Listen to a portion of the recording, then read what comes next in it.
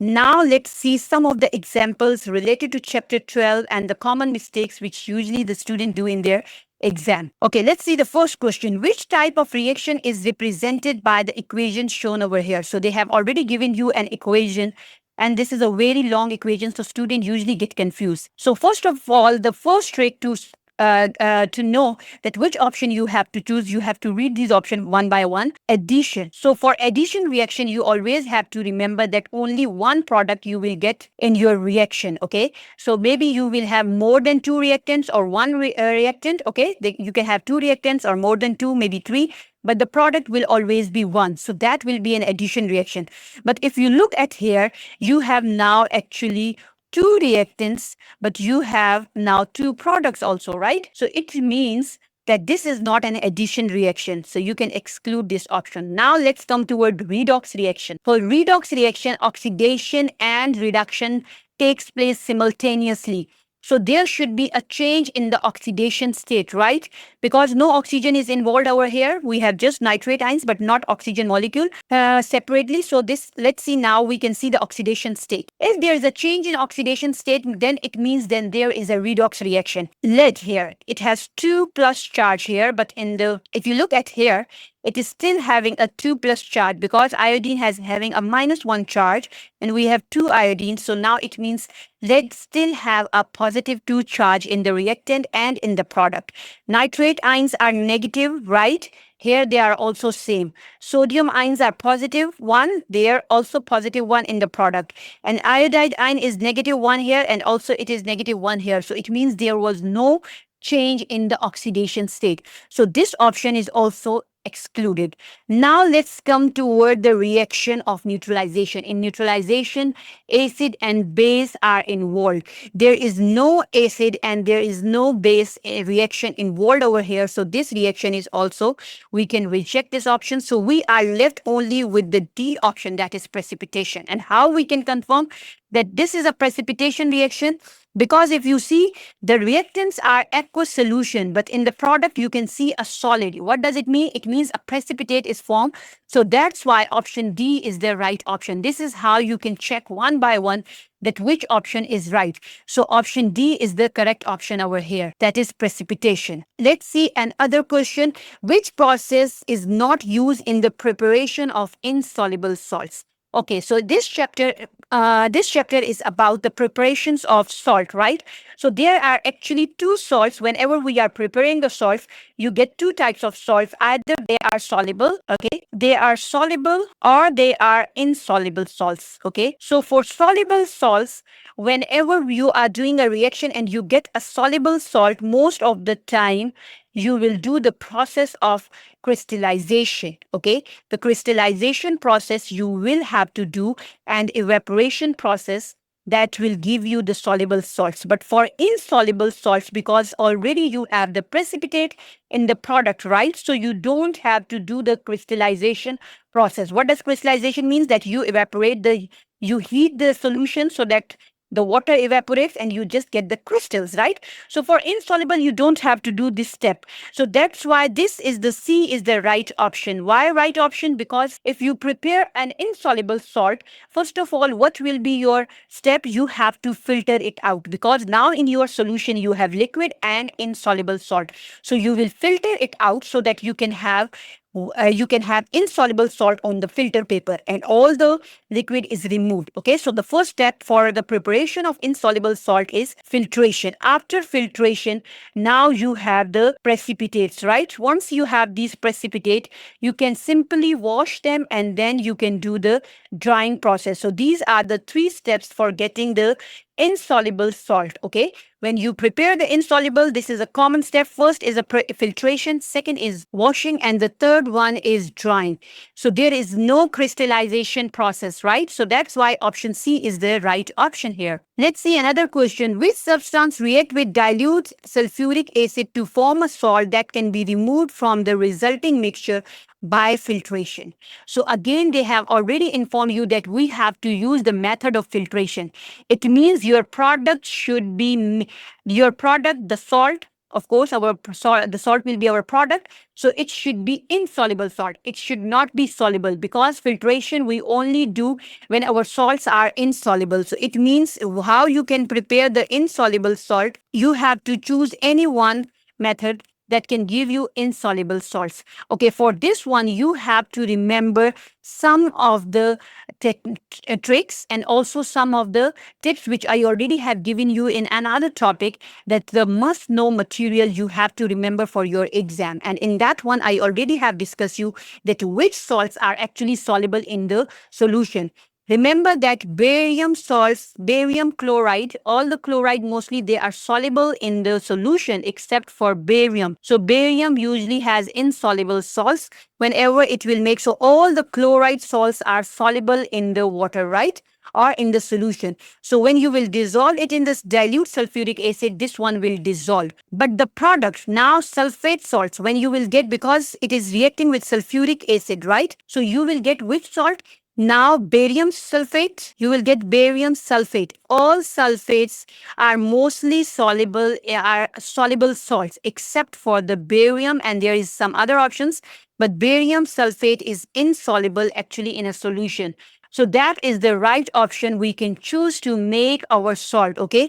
Why not aqueous sodium hydroxide? Because sulfuric acid and sodium hydroxide, when they will react the process, because they both are soluble with each other, so they can mix with each other, and we have to use the process of titration. We cannot use the filtration method, right? So this process involves titration method. We cannot use copper sulfate. They are also, if you use the copper, you will get copper sulfate salts, and they are also soluble in the solution. Sulfate salts, almost all of them are soluble in the solution, okay? Copper carbonate, again, you will get a copper sulfate salt, so it will also be soluble in the solution. So you are just left with one option, that is barium. So mostly the barium sulfates are insoluble in the solution. So that's why we have to react it with aqueous barium chloride, okay? So option A is the right option. Now let's see another question. Copper sulfate is formed by reacting excess solid copper carbonate with dilute sulfuric acid.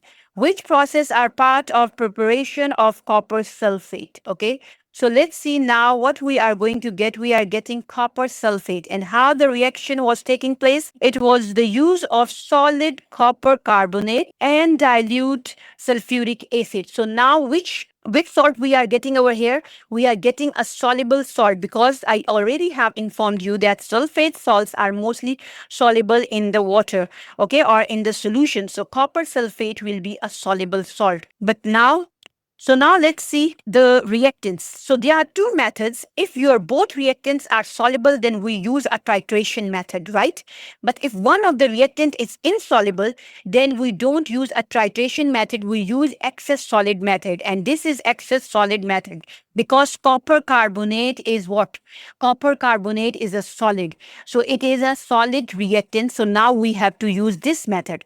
Okay, so if you get a soluble salt through this method, excess solid method, then the first step will be filtration. Why filtration? Because we have to remove the excess copper carbonate from the solution. So is there any option of titration, filtration? Yes, we can see filtration.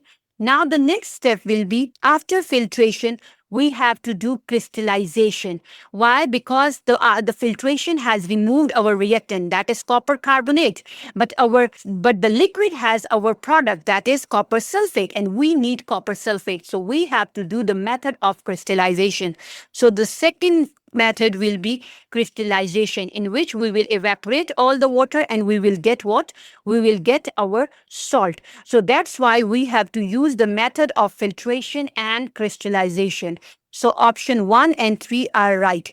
What is a common mistake that usually students do? They think that when we are getting a soluble salt, then that is a titration method. That's wrong. You will get a soluble salt with a titration method, that's right. But for that, your both reactants should also be soluble with each other, okay? Both reactants should be liquid. For example, acid and a base. But here, we are not using a liquid solution. One solution is a liquid, that is dilute sulfuric acid, and the other one is a solid. So that's why you cannot use a titration method over here. So that's why option 1 and 3 are the only right options. That is A. Let's see another question. An acid is neutralized by adding an excess of an insoluble solid base. Again, you see the reactant, one reactant is insoluble and the other one is a liquid solution, right? An acidic solution, we are using an acid. So this is again an excess method, right? Solid excess method, and it will give you a soluble salt. Of course, we will get a soluble salt. Now, what are the steps? How is the pure salt obtained from the reaction mixture? So first of all, you have to remove this excess insoluble base, right? So how we can remove the insoluble solids from the solution? Simple method, that is filtration. So can you see filtration here? Yes. So this option is the right option. Now the second option. What will be the second option here now? That the second step. So how is the pure salt obtained from the reaction mixture? First, we did the filtration. Now the second step is crystallization. How we do crystallization? The crystallization involves the evaporation of the liquid, right? Evaporation of the solution. So first evaporation will take place, then the crystals will be formed. So students sometimes confuse, they think that after filtration we will do crystallization, right? So that's not the right option. Crystallization means that you will get the crystals, okay? How you will get the crystal? The process involved actually the evaporation of the liquid. So first, when the liquid will evaporate, then you will get crystals, right? So that's why evaporation will come first and then you will get the crystals, and we call it crystallization, okay? So that's why option D is the right option. Let's see another example. Copper carbonate is formed when aqueous sodium carbonate is added to aqueous copper nitrate, okay? So now if you see here, both the solutions are aqueous, but your copper carbonate, this one, all carbonates, all the carbonates are actually insoluble in a solution. They are insoluble salts except for the sodium carbonate, potassium carbonate, and ammonium carbonate. To memorize this one, you have to check my video that is related to must know material part 2, okay? So it will be easy for you to understand these questions, and also it will give you full marks in chapter 12 if you memorize which salts are soluble and which salts are insoluble, okay? So copper carbonate is actually an insoluble salt. So now let's see which process we have to use to pure the copper carbonate obtained from this reaction mixture. Already they have given you, right? The salt, this is solid, right? So solid means the first step is your filtration. So first of all, we will do filter process. Now, once you did the filtration process, the second step will be, now let's see which option is right. Because our salt is insoluble, so we don't have to do the evaporation method. We already have removed the liquid, right? This method is only for the soluble salts. If the salt is soluble, okay, and your reactant is insoluble, then you have to use this method: filter, evaporate, and crystallize. But actually our product is now insoluble, so we already have filtered out our product, that is salt. Then what you can do, you can just wash it, so you can remove the excess reactants. Once you have washed it, you can just dry it. So that's why option D is the right option. For insoluble salts, the method is filtering, washing, and then drying, okay? It's just a simple method. So option D is the right option.